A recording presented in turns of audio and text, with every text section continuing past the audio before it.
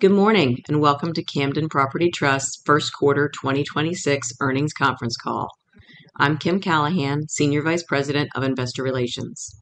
Joining me today for our prepared remarks are Rick Campo, Camden's Executive Chairman, Alex Jessett, Chief Executive Officer, Lori Baker, President and Chief Operating Officer, and Ben Fraker, Chief Financial Officer. Keith Oden, Executive Vice Chairman, and Stanley Jones, Senior Vice President of Real Estate Investments, will also be available for the Q&A portion of our call. Today's event is being webcast through the Investors section of our website at camdenliving.com, and a replay will be available shortly after the call ends. And please note this event is being recorded. Before we begin our prepared remarks, I would like to advise everyone that we will be making forward-looking statements based on our current expectations and beliefs. These statements are not guarantees of future performance and involve risks and uncertainties that could cause actual results to differ materially from expectations. Further information about these risks can be found in our filings with the SEC, and we encourage you to review them. Any forward-looking statements made on today's call represent management's current opinions, and the company assumes no obligation to update or supplement these statements because of subsequent events. As a reminder, Camden's complete first quarter 2026 earnings release is available in the Investors section of our website at camdenliving.com, and it includes reconciliations to non-GAAP financial measures which will be discussed on the call. We would like to respect everyone's time and complete our call within 1 hour, so please limit your initial question to one, then rejoin the queue if you have a follow-up question or additional items to discuss.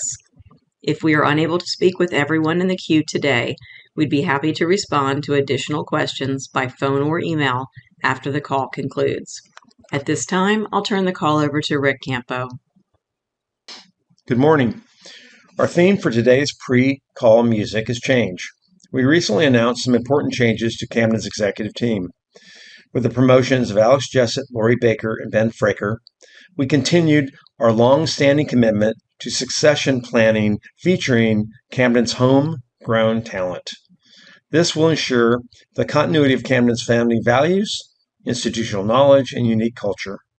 Alex, Lori, and Ben each bring 25 plus years of tenure at Camden to their new leadership roles.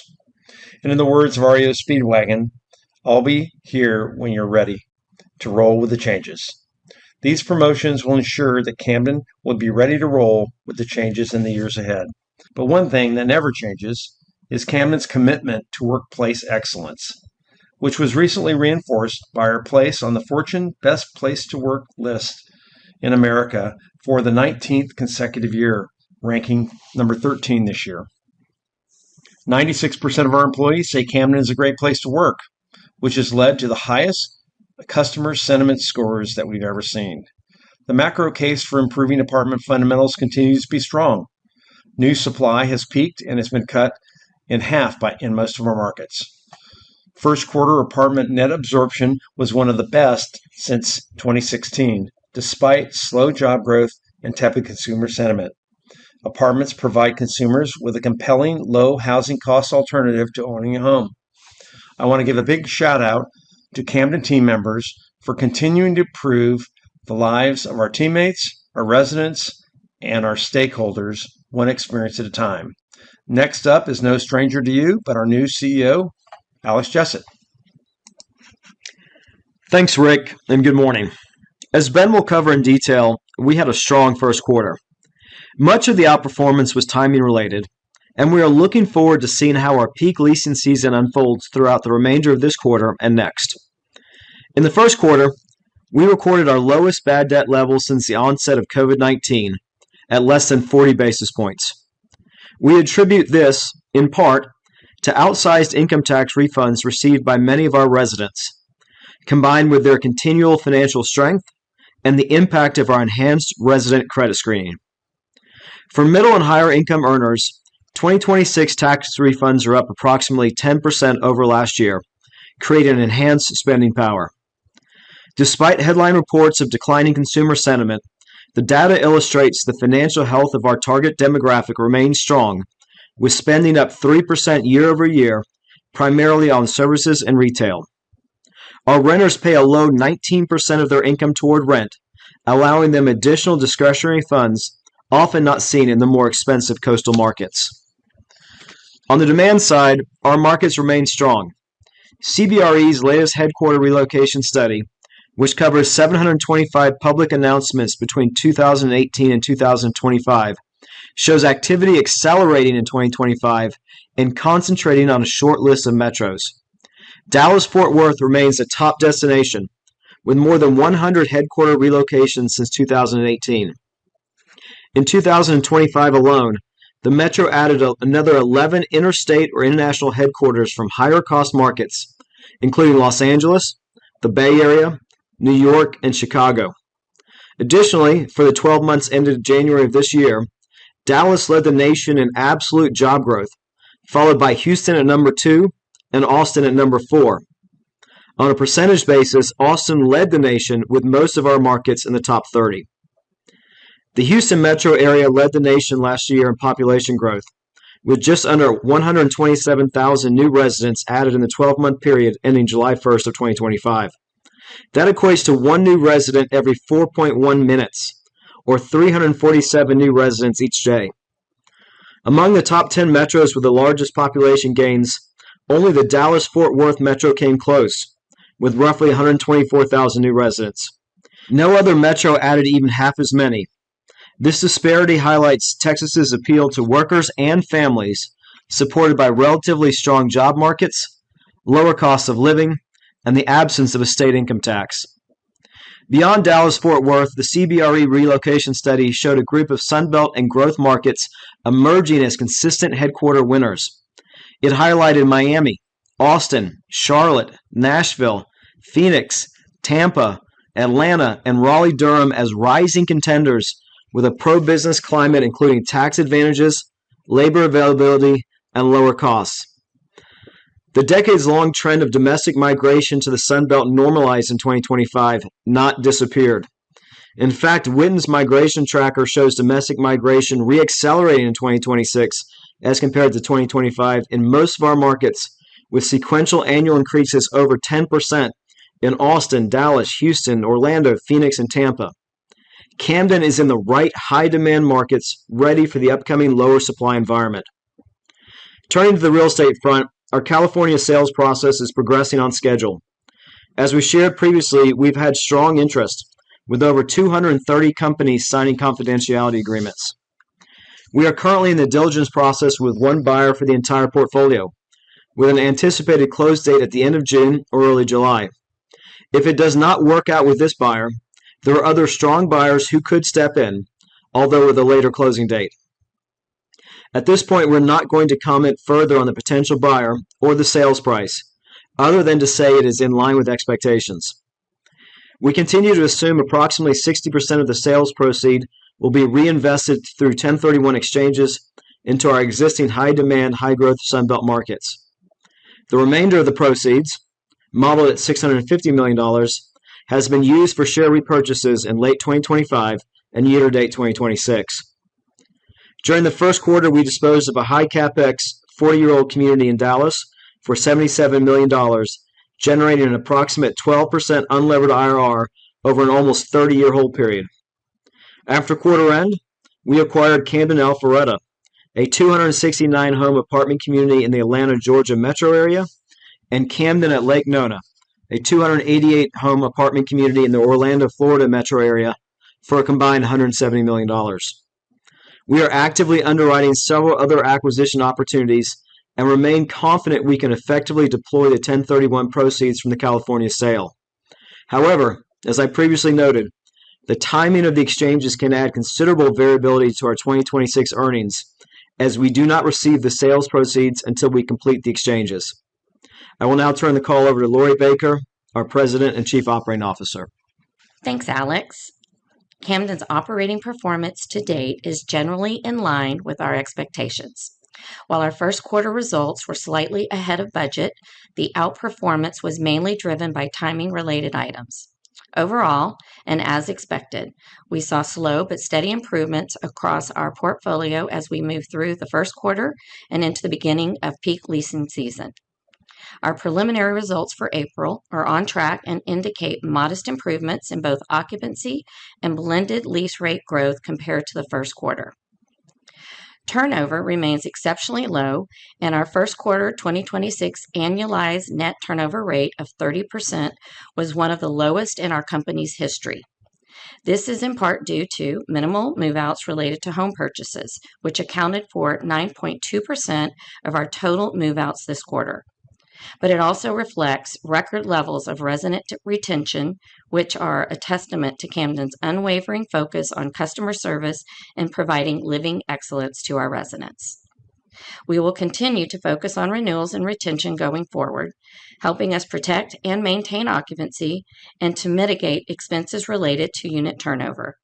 Renewal offers for May, June, and July were sent out with an average increase in the mid 3% range.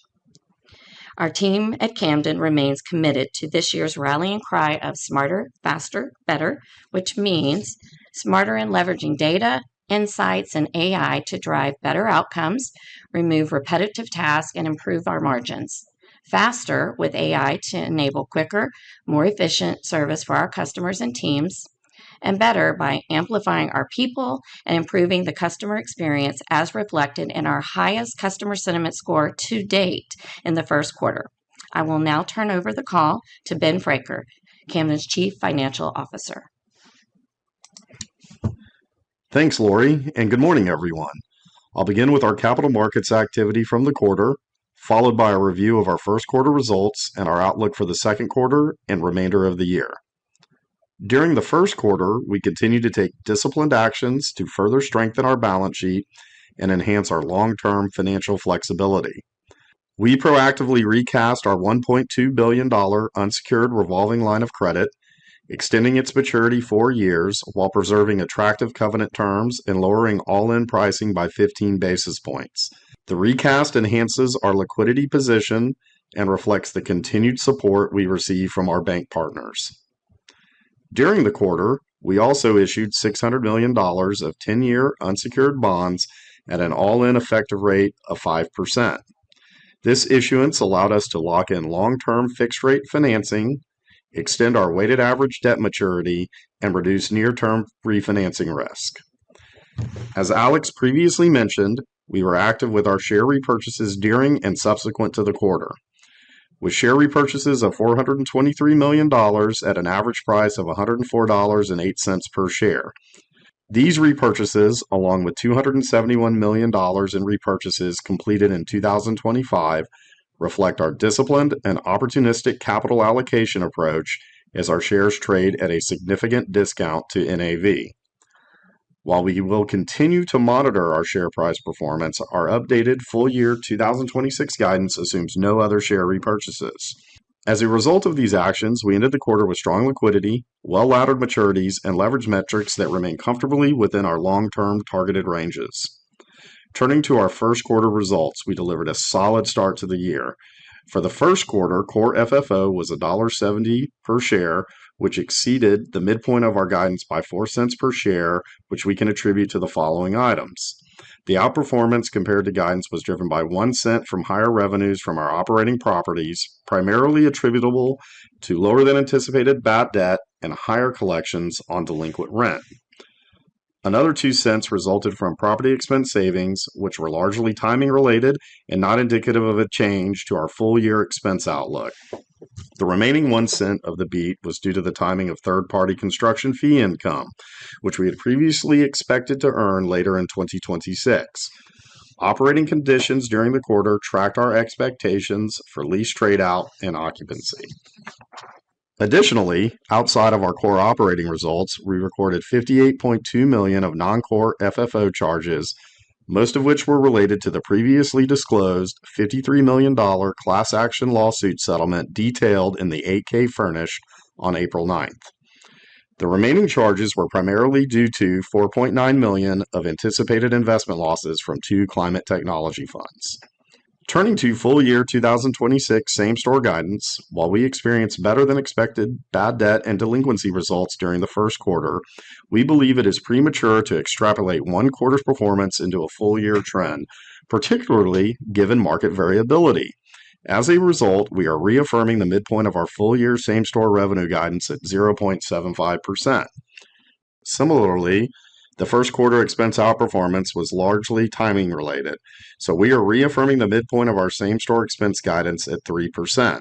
With the midpoints of both revenue and expense guidance unchanged, the midpoint of our same-store NOI guidance remains unchanged at negative 0.5%. Our same-store guidance continues to assume improving lease trade-out fundamentals as we enter peak leasing season, along with moderation in new supply pressure as the year progresses. With no change in our expected same-store results, and transaction volume and timing and range of our original plan, we are keeping the midpoint of our full-year core FFO per share guidance of $6.75. We also provided earning guidance for the second quarter of 2026. We expect core FFO per share for the second quarter to be within the range of $1.65 to $1.69, representing a 3-cent per share sequential decline from the first quarter at the midpoint. This anticipated decline is driven by a 4-cent sequential decrease in same-store NOI, as higher expected revenues during our second quarter are offset by the seasonality and timing of certain repair and maintenance expenses and the timing of our annual merit increases. This 4-cent same-store NOI decrease is partially offset by 1 cent of additional non-same-store NOI from our completed and projected net acquisitions. In closing, Camden remains in a strong financial position. Our balance sheet strength, ample liquidity, and disciplined capital allocation provide us with meaningful flexibility as operating conditions evolve. At this point, we will open up the call for questions.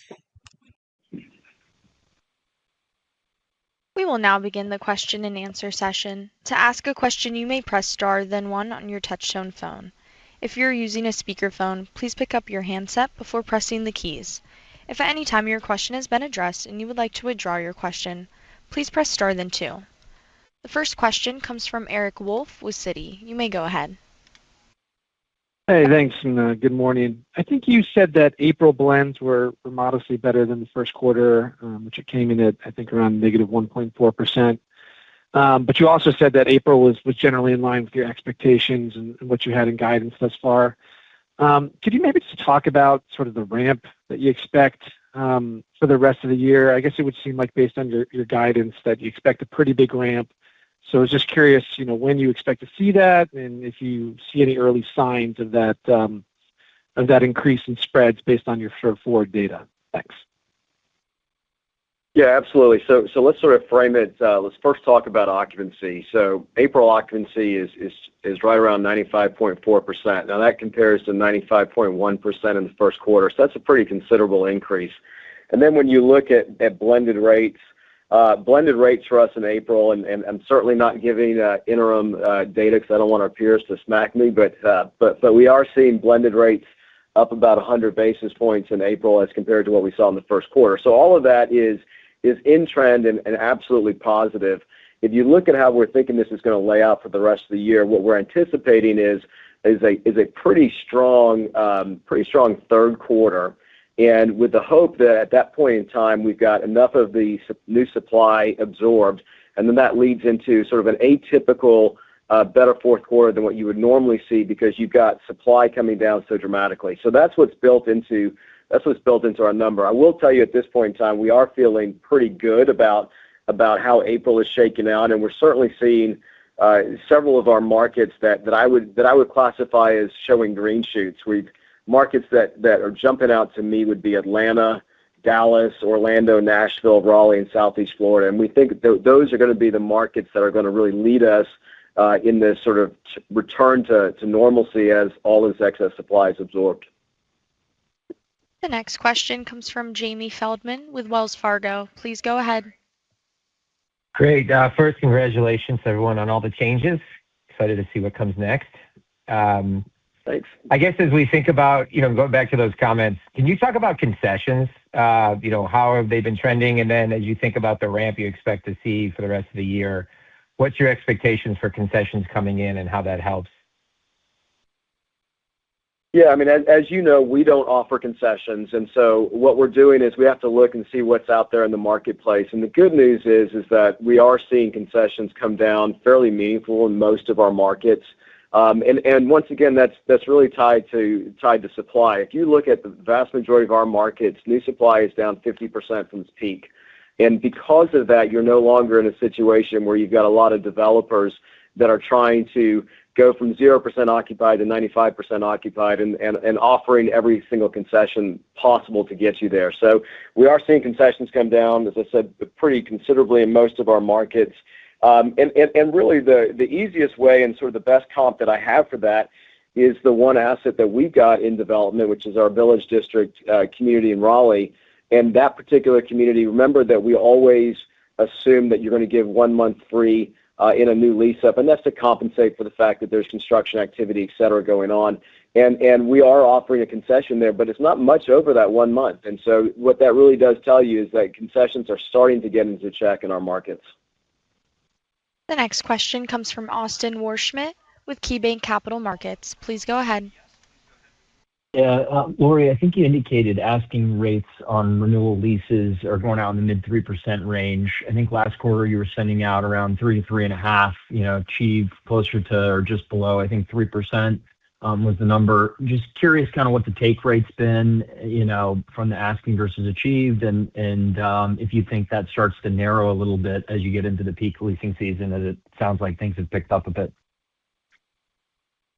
Yeah, so we saw that in the first quarter we were going out with the range in the mid threes, and I think we reported that last quarter. And what we saw is just a little bit of price sensitivity in the first few months of the year, but we're now starting to see in our May, June, July lease renewals that are going out that we're able to get a little bit more of an increase in those numbers. And with our renewals being so high, we're feeling pretty good about kind of landing right around the same range of usually 50 bips on where people sign. And so as we have the opportunity to push in markets where we're getting a little more pricing power, we'll continue to do so. In the markets where there's more concessions and supply, we may not be able to get to those top line numbers that we're going out at, but we feel pretty good about the conversations we're having out there. And just, it has a lot to do with how well we take care of our residents and explaining to them, the costs that are associated with moving and the product we provide and the service level we provide. Those conversations typically go pretty well. So we're feeling good. Our teams are very focused on explaining what the concession market is and how our net pricing equates to that. So I think we're feeling good about, as we said earlier, going out with the mid threes and a little higher as we get into our peak summer. The next question comes from Steve Sakwa with Evercore ISI. Please go ahead. Yeah, thanks. I guess I wanted to ask maybe kind of a size portfolio question. Obviously, there's been some stories about industry consolidation, and I'm just wondering, at your portfolio size, as you sort of think about the data you gather from your existing assets, do you think that data would be better if you were 2, 3, 4 times bigger? And how are you using other data sources to kind of think about pricing today? Yeah, so the first thing I'll tell you is we try not to comment on rumors about mergers and acquisitions that are out there. So that's point number one.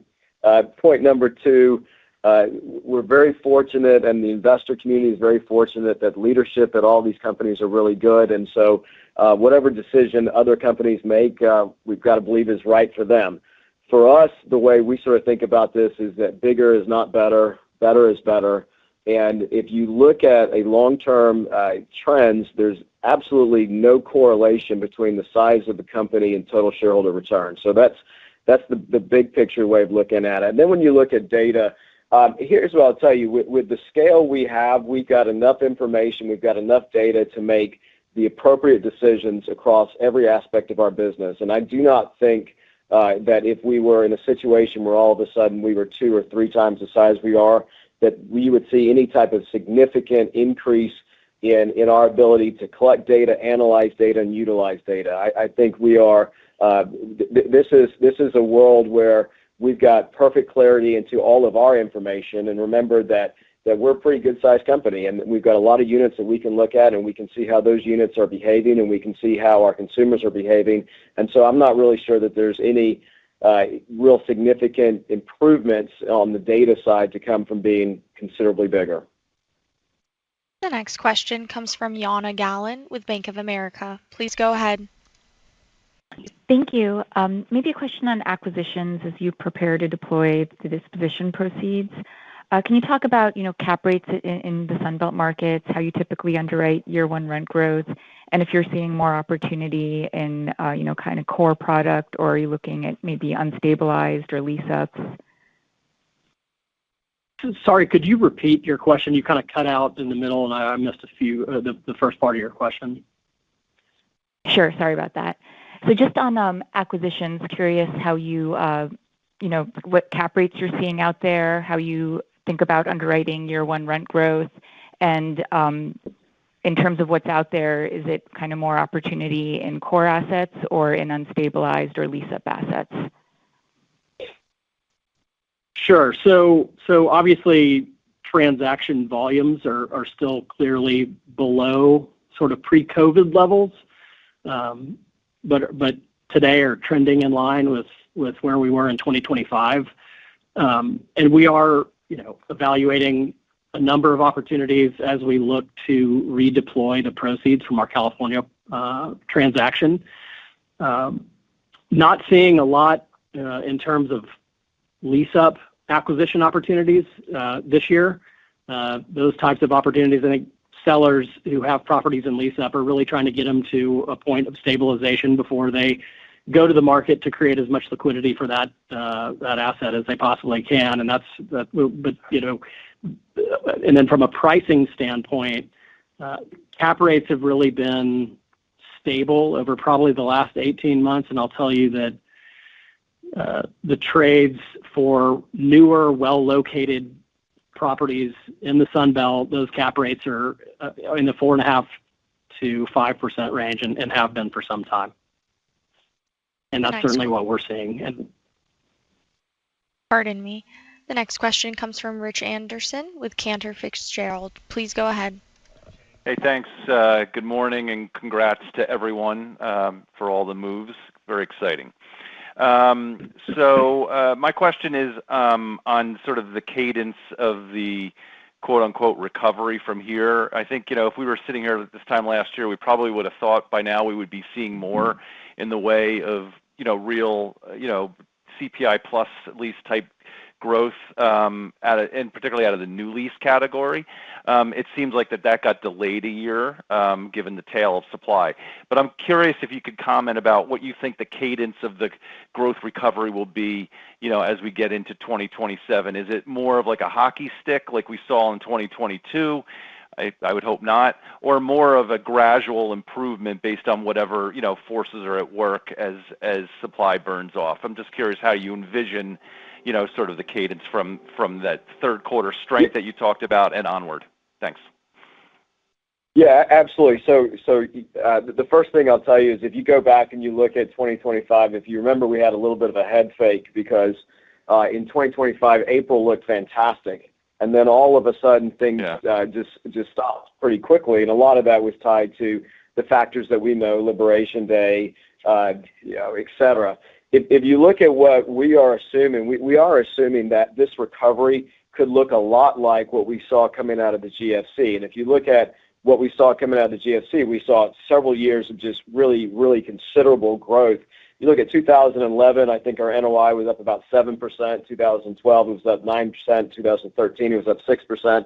So you could see something similar to that. Now, if you look at the cadence, we certainly are, and I know you said you hope it's not a hockey stick. We are anticipating sort of a hockey stick in the latter part of 2026 as we get through this absorption. Then when you get into 2027, at that point in time, clearly not going to give any guidance, but I would anticipate if you just look back at what we saw coming out of the GFC, then it becomes a steady but strong growth on a go-forward basis. The next So, question Rich, comes I would just add to that some numbers around the completions in Camden's markets. The cadence looks like in 2025 we had 200,000 completions. That drops to about 140, 150 this year. That drops to 135 in 2027, and down to 120 in 2028.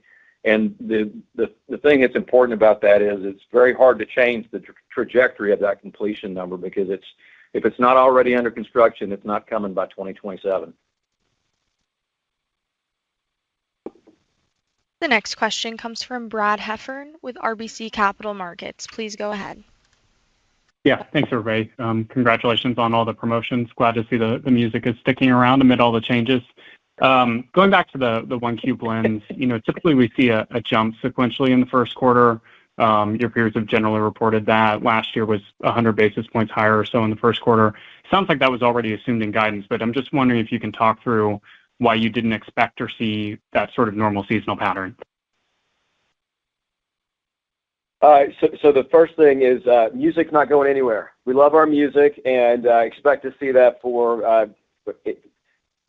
to the point whenever I'm handing it over to somebody else. That music will continue. So if you think about the first quarter, what we were doing in the first quarter was making sure that we were setting ourselves up appropriately for the rest of the year, and we feel good about the way our first quarter unfolded. It was in line with our expectations. It was in line with our guidance. It's interesting because there's obviously going to be a lot of comparison between the multifamilies, and we completely understand that.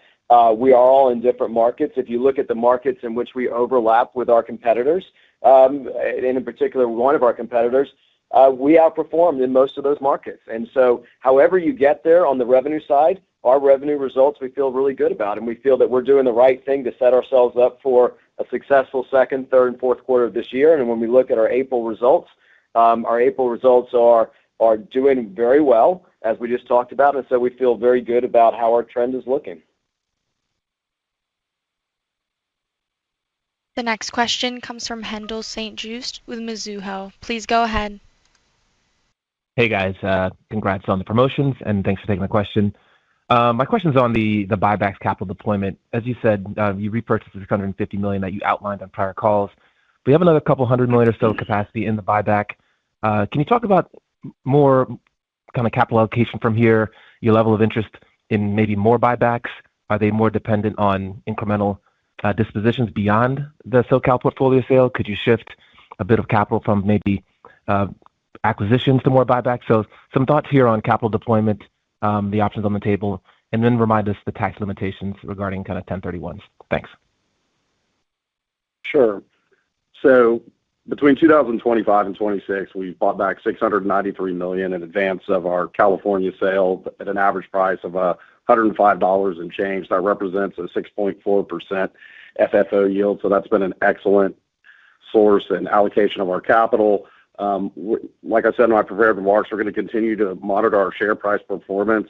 But as of now, for our transaction plan, we have no additional share repurchases in our 2026 guidance. And as far as taxable room, we have planned for $1 billion in acquisitions, which is about the amount we need to maximize the use of proceeds to offset any additional special distributions we would need to make. But I will point out, just because we do not have any other share repurchases in our guidance, that does not mean that we will not do any additional share repurchases. We have plenty of capacity in our balance sheet, plenty of capacity with our leverage once the California transaction closes, that we can absolutely do more share repurchases. And so that is absolutely something that is up there for opportunities for us as we go forward. The next question comes from John Kim with BMO Capital Markets. Please go ahead. Thank you. On the Southern California portfolio sale, I know you don't want to get into the details of it, but I wanted to ask about the rationale of selling to one buyer for the entire portfolio rather than splitting up the portfolio where you might have gotten better pricing. And given the amount of interest that you've gotten on this sale, why not more actively pursue acquisitions ahead of closing of it?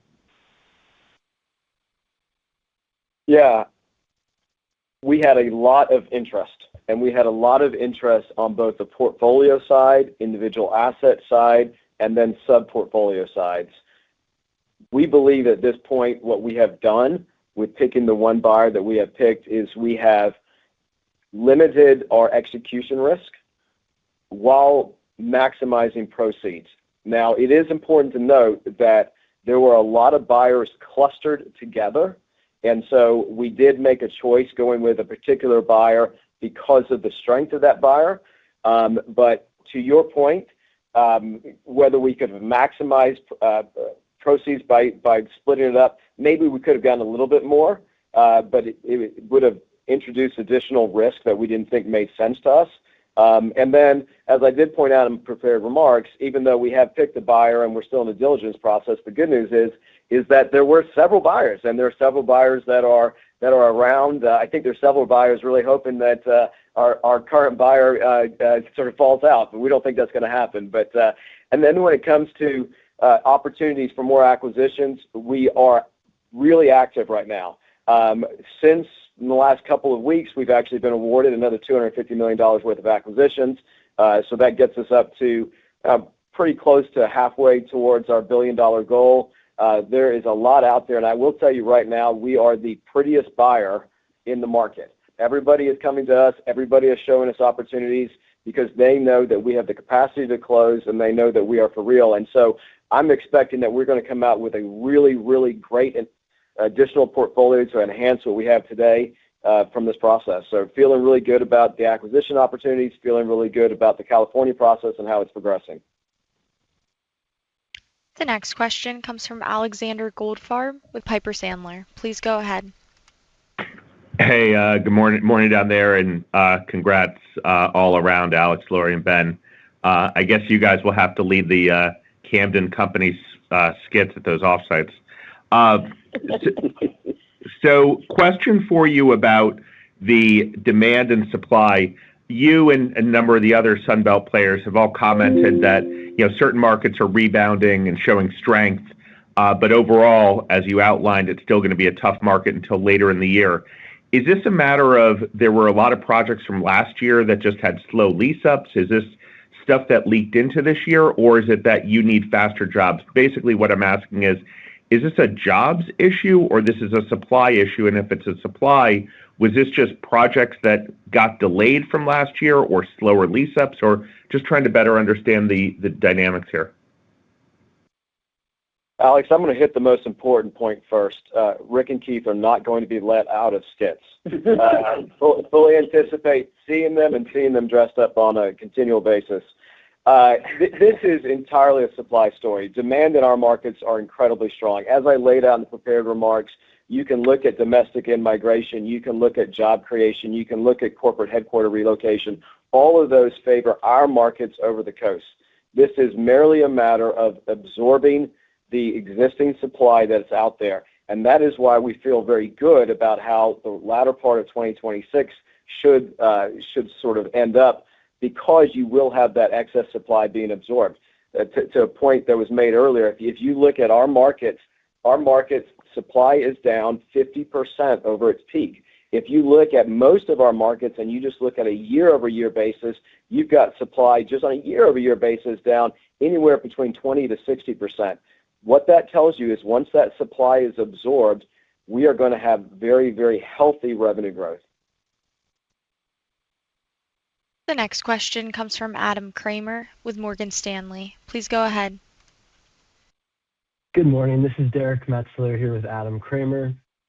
My question is about the difference in Class A versus Class B, or affordable by comparison product, and urban versus suburban product. And as supply comes down, and obviously it's mostly Class A, high quality product supply that's coming down, how do you see the outlook for the Class A versus Class B and other products in your portfolio and across your markets performing over the next few quarters or years in the kind of better supply environment?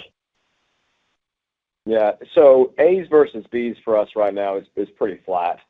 Where we're seeing the delta is suburban versus urban. And if you look at on the revenue side, and you just look at last quarter, our urban assets actually were 70 basis points better than our suburban assets.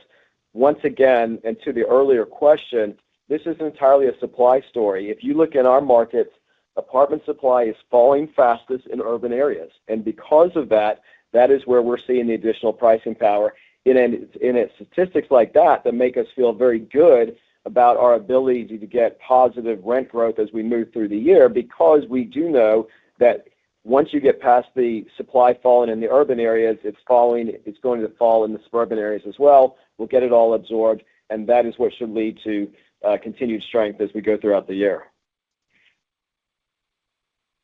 The next question comes from Michael Goldsmith with UBS. Please go ahead. Hi, thanks. This is Amy. I'm with Michael. We wanted to touch on Houston, where occupancy was down pretty materially year over year in the quarter. So wondering what the outlook is for that market, and if you think that the recent higher gas prices could have any positive impact there. For Houston's a really interesting market, because if you look at all of the fundamentals in Houston, they are fantastic. When you actually look at the results, though, they're not as great. And there are some really interesting data around the consumer sentiment that seems particular to Houston. Houston's consumer sentiment has fallen pretty dramatically in 26 as compared to 25.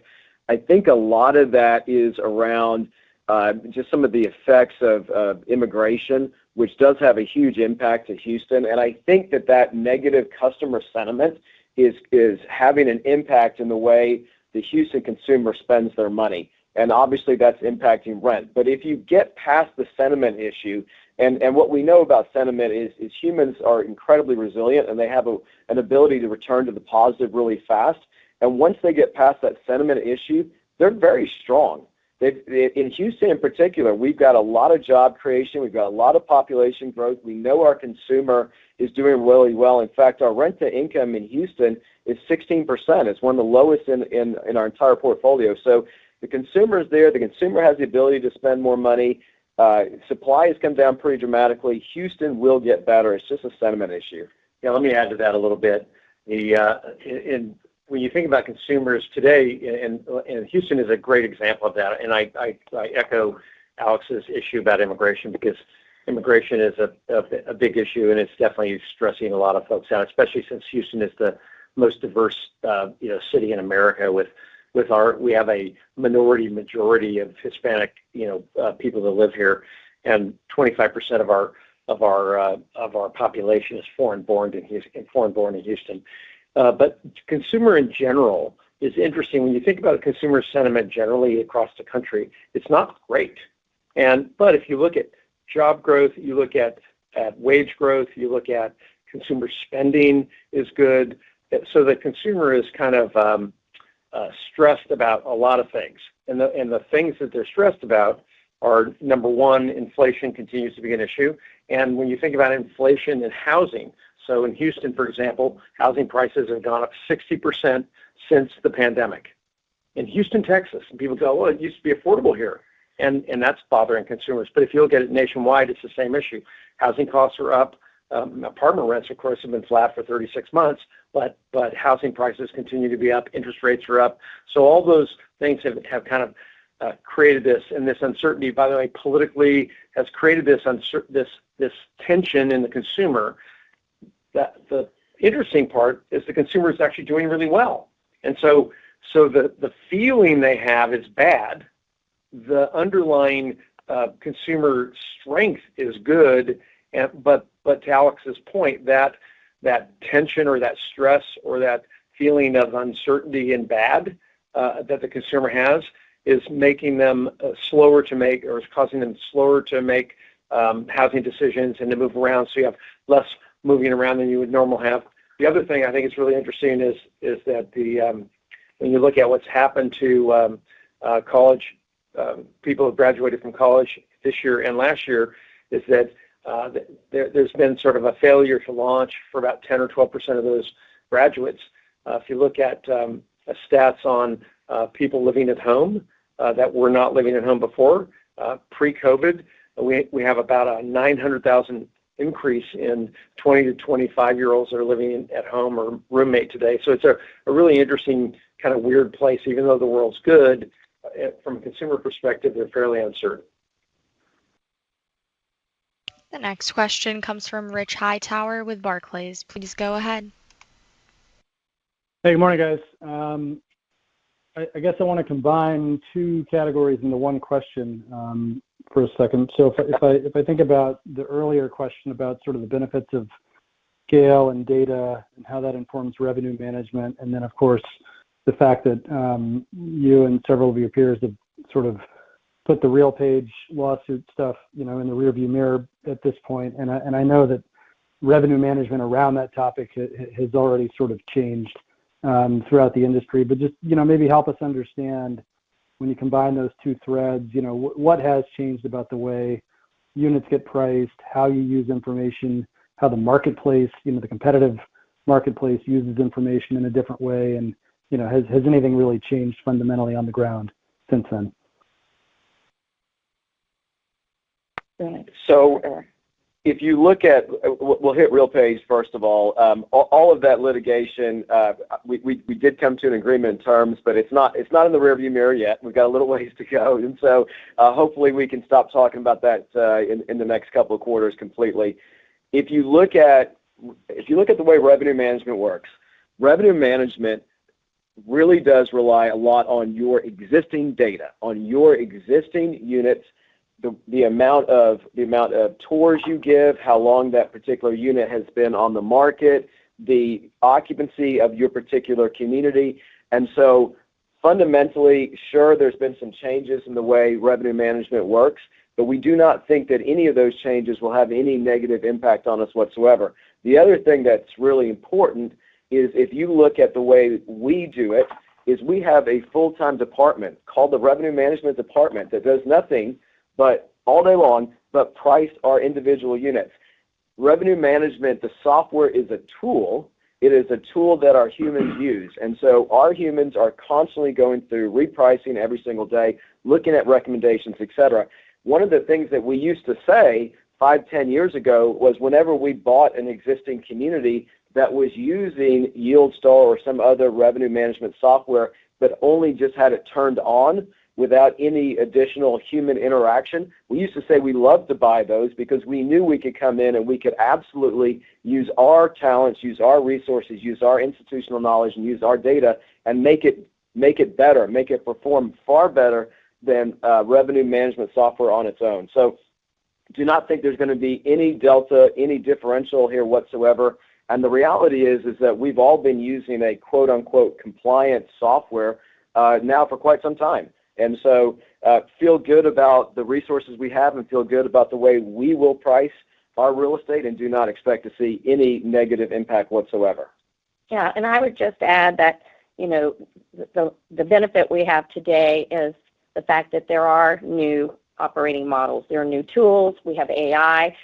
We have a BI team that is continuing to work with our on-site teams and that revenue team to provide data via our dashboards and gain more insights that we've just never even had the ability to, make in the moment real-time decisions about what's happening in the field. And so by the nature of how we've evolved as an organization and our revenue team, who's been involved since the very beginning, they have such good insight into what's happening with all of our properties and getting the weekly, daily information that allows us now to even price better with that information and those tools. But as Alex, shared, this has always been based on what we do internally with our strategy, and our strategies change. And sometimes, what's happening in a submarket, what's happening in a at a local community is driven by some of the outside circumstances, but it's our on-site teams and the data we have about our occupancy and our traffic and our leasing velocity that dictates how we price and how we look at our renewals. The next question comes from David Julien with Goldman Sachs. Please go ahead. Yeah, hi. Thanks for taking my question. I just wanted to go back to the tax refund benefit. Do you think that's been a big driver of the April sequential improvement in blends? Just because up until this point, it doesn't sound like we were seeing the typical seasonal uplift we would usually expect. And how do you think about the duration of that benefit into future months? It's really interesting when you look at the data. So you saw this large increase in tax refunds, and what happened was folks spent it on a couple of things. One of them, which is to quote somebody else here, what somebody else said is really un-American, is that they used it to pay down debt. And so that's sort of a one-time benefit. And then they used it for a lot of discretionary spend. Think going to restaurants, think retail shopping. So they're absolutely spending the money. I don't think that that's the driver of what you're seeing in the April uptick. I think the driver of what you're seeing in the April uptick is us hitting the typical leasing season and the continued absorption of supply. So I don't think that's the factor whatsoever, but I clearly do think it was a large component of our bad debt, significant outperformance in the first quarter. The final question comes from Alex Kim with Zelman & Associates. Please go ahead. Hi. Congrats to everyone for the respective moves, and thanks for taking my question. I wanted to ask a little about the development environment today and some of the economics that you're seeing, particularly in relation to kind of your capital allocation strategy. Where does development fit in relative to acquisitions, and then potentially looking at share repurchases, and then just a bit more specifically on Camden Baker, given that Denver seems to be a bit slower in the timeline for its recovery in revenue and in operating fundamentals. Thanks.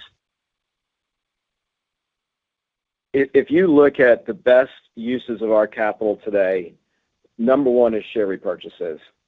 Obviously, we're limited on how much we can buy back if we're using dispositions to fund that.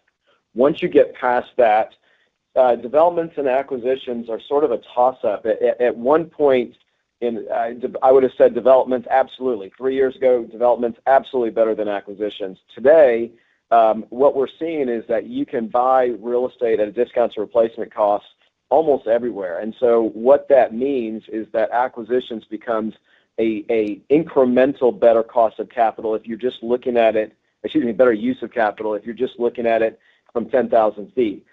Then when you start to dial it back and you start to really dig into the numbers, there are certain environments and certain locations where developments make more sense.